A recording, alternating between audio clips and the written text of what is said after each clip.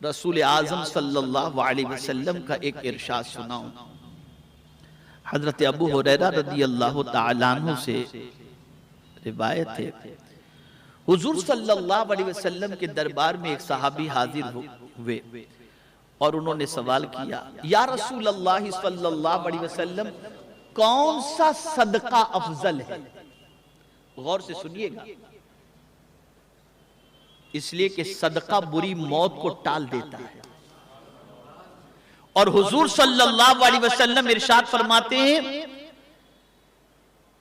कि सदका देने से माल कम नहीं होता और माफ करने से इज्जत कम नहीं होती। ये हुजूर सल्लल्लाहु अलैहि वसल्लम का फरमान है।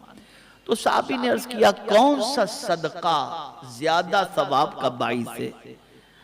आकाई करीम सल्लल्लाहु अलैहि वसल्लम ने फरमाया, वो सदका जो इस हाल में किया जाए कि सदका करने वाला तंदुरुस्त हो, बखील न हो, मोहताजी से डरता रहता हो। तंदुरुस्त हो, बखील न हो, मोहताजी से डरता रहता हो, दौलतमंदी की ख्वाहिश में मुब्तला हो, फिर सदका करे, फिर सदका करे। वो सदका हुजूर सल्लल्लाहु अलैहि वसल्लम फरमाते हैं कि मेरे प्यारे आका सल्लल्लाहु अलैहि वसल्लम के प्यारे दीवानों की वो सदका अफजल है। अब आप देखिए, उसको माल की बड़ी ख्वाहिश पड़ी हुई है, माल की बड़ी तमन्ना है उसके दिल के अंदर, माल माल माल, बखील भी नहीं, तंदुरुस्त भी है, लेकिन अब वो सदका कर रहा है, माल की ख्वाहिश के बावजूद अल्लाह के नाम पे लुटा रहा है, वो सदका अफजल है। और आगे आकाए करीम सल्लल्लाहु ताला अलैहि वसल्लम ने इरशाद फरमाया कि सदका करने में सुस्ती न करो, कहीं तुम्हारा वो वक्त न आ जाए कि सांस हलक में अटकी हुई हो और तुम वसीयत कर रहे हो, मेरी दौलत से इतना फलां को, इतना फलां को दे देना। इस हाल में सदके का कोई फायदा नहीं, माल तो खुद ब खुद फलां इब्ने फलां का हो ही जाएगा।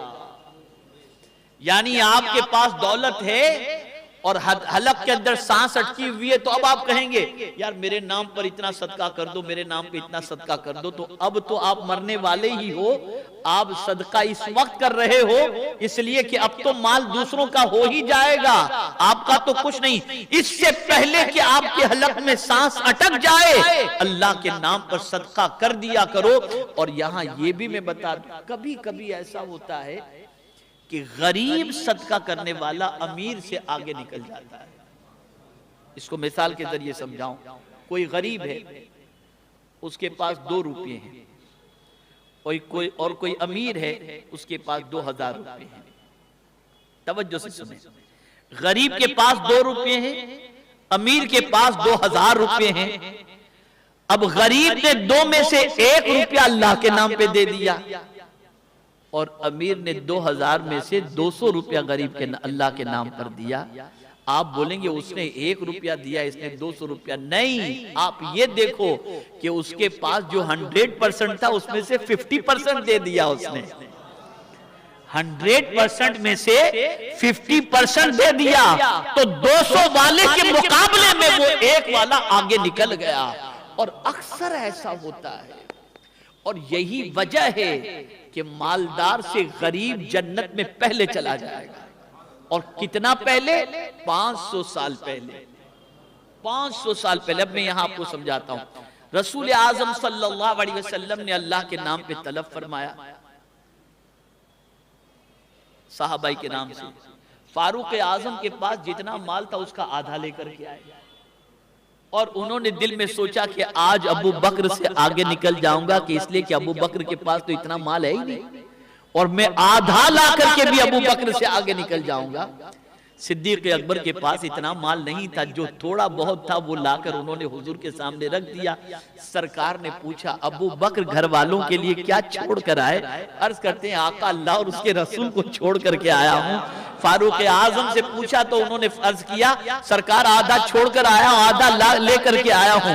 अल्लाह अकबर। अब दोनों में नेकी में आगे कौन निकल गया? सिद्दीक अकबर निकल गए। कम था लेकिन अल्लाह के नाम पे उन्होंने लुटा दिया।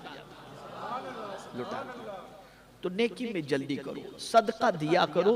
सरकार सल्लल्लाहु अलैहि वसल्लम ने इस पर बहुत ही बशारतें अता